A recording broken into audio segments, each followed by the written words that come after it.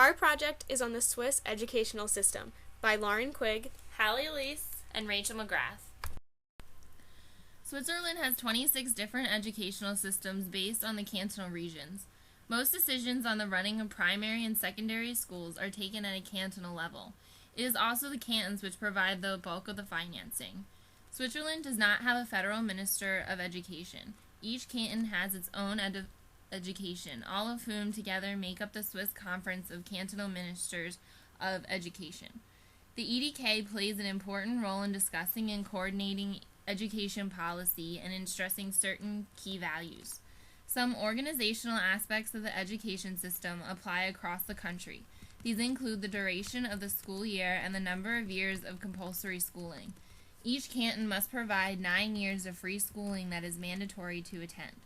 Most cantons divide the 9 years of compulsory basic education into 2 blocks, 4 to 6 years of primary school, and all children of a village or city district go to the same school, and 3 to 5 years of secondary school with usually 3 different levels, preparation classes for high school, leading finally to university studies, secondary schools preparing for demanding vocational training in schools with modest pretensions.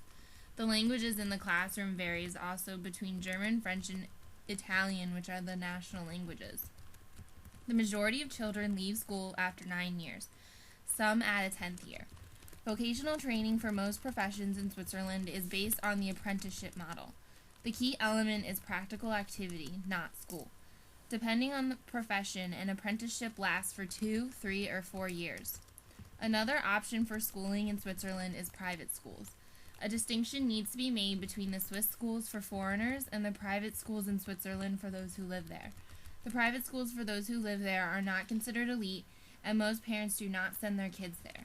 A couple of reasons you would be sent to a private school is if you're having difficulty in public school, family tradition, or a religious or philosophical reason.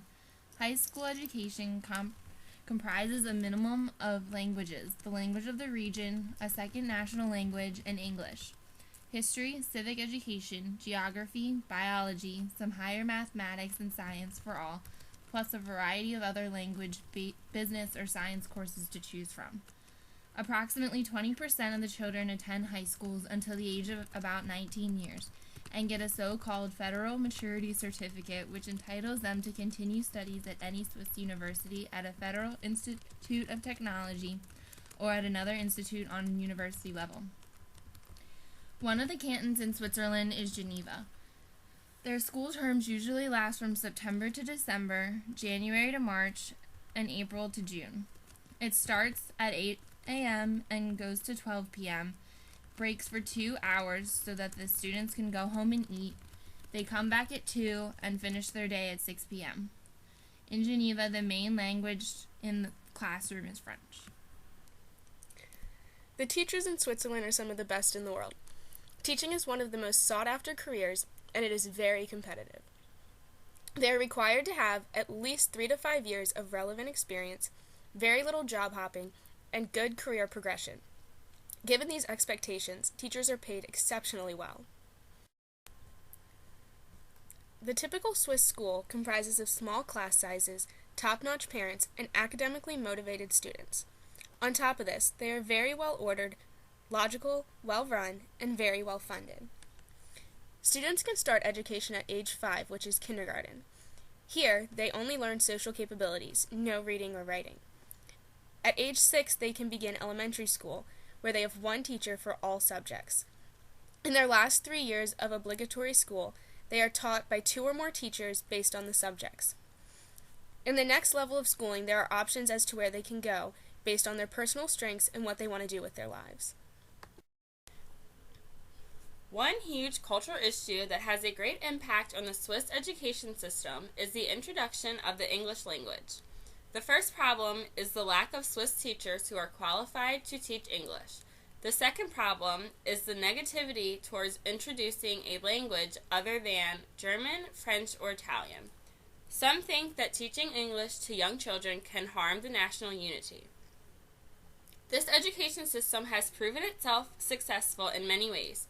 87% of adults ages 25 to 64 have earned the equivalence to our high school diploma. 79% of those people have a paying job. However, because of the 26 cantons, Switzerland's education system is one of the most decentralized systems in the world. By grade 6, children are evaluated and placed into a higher education system based on their strengths and abilities. Not all students get to advance to a higher level of education, leaving these children aware that it is unlikely for them to succeed and leaving them very unmotivated. Another negative aspect is that because of the decentralization between cantons, the children and families who move are at risk for being left behind when they reach their new school. The actual daily school schedule is also becoming a new challenge for modern families. More mothers have full-time jobs, leaving them unable to watch their children during the lunch break that the school has during the day. All of these things are issues that are currently being worked in the Switzerland government.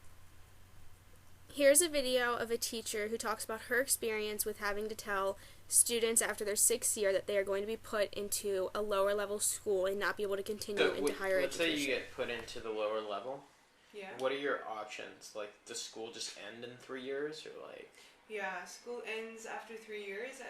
9th grade, you have to leave, and then what most kids do is they go for a 10th extra year, preparing them for something.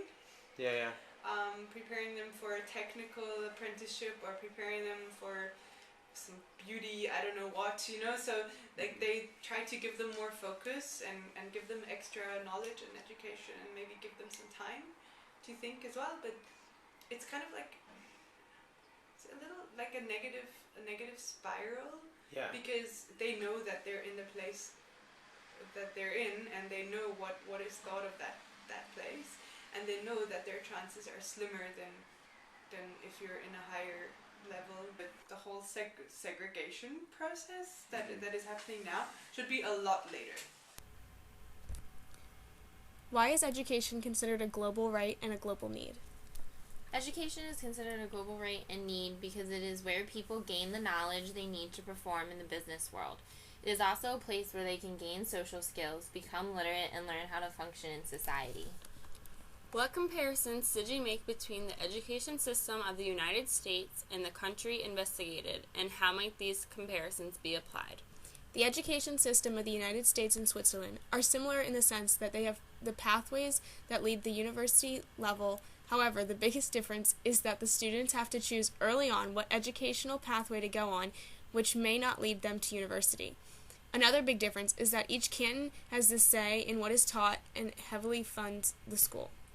What might the United States learn from this country's system of education, and what might the country learn from the United States? The United States could learn from Switzerland on how to be more involved with schooling through funding and parental support. Switzerland could learn from the U.S. that putting people in pathways at that early of an age can cause people to give up and not try to educationally climb higher.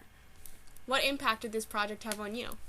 This project impacted me because it shows that education in other countries is not the same as the U.S. and that there are other avenues in educating a large amount of people. This project showed me that the United States education system may not be the best way to educate students, and that other methods of teaching may result in a better overall education of the country. This project has given me the knowledge to use when I am teaching my own classroom. It has showed me how important it is to be open to new and different ideas for learning and for teaching.